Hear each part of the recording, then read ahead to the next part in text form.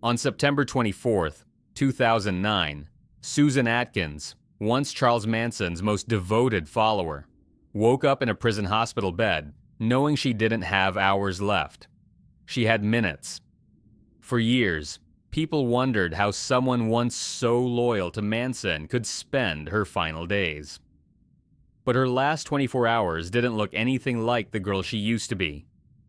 Just after sunrise, guards walked into the medical unit at the Central California Women's Facility.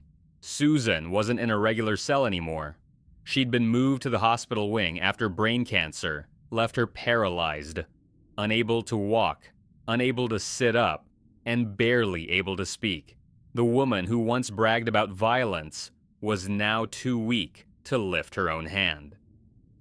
Nurses checked her vitals. Her breathing was shallow. Her skin had grown pale and cold. But Susan was awake. Just barely. She knew what was coming. At 9 a.m., a prison chaplain sat beside her bed. Susan's eyes moved slowly toward him. For the first time in decades, she looked scared, not because of death, but because she knew her entire life would be remembered for one thing: the night she followed Charles Manson. The chaplain read softly from a Bible, and Susan tried to mouth the words, but her voice cracked each time she tried. This wasn't the Susan Atkins the world remembered. Wild, aggressive, devoted to Manson's chaos.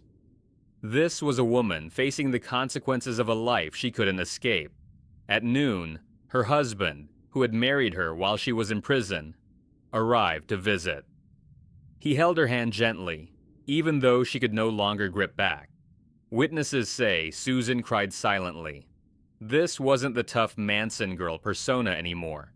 It was someone who finally understood the cost of every decision she made. By 3 p.m., Susan drifted in and out of consciousness. Nurses adjusted her blankets and oxygen mask. Her breath was slow, uneven, each inhale weaker than the last. She whispered for her husband. When he leaned down, she used every bit of strength left in her and said something no one expected from a former Manson follower. "I'm sorry for everything." These were her last real words.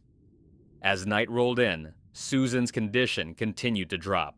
She no longer responded when nurses called her name. The room grew quiet.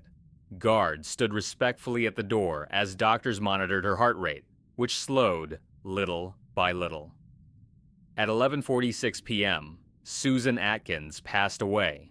There was no chaos, no cameras, no cult, no Manson.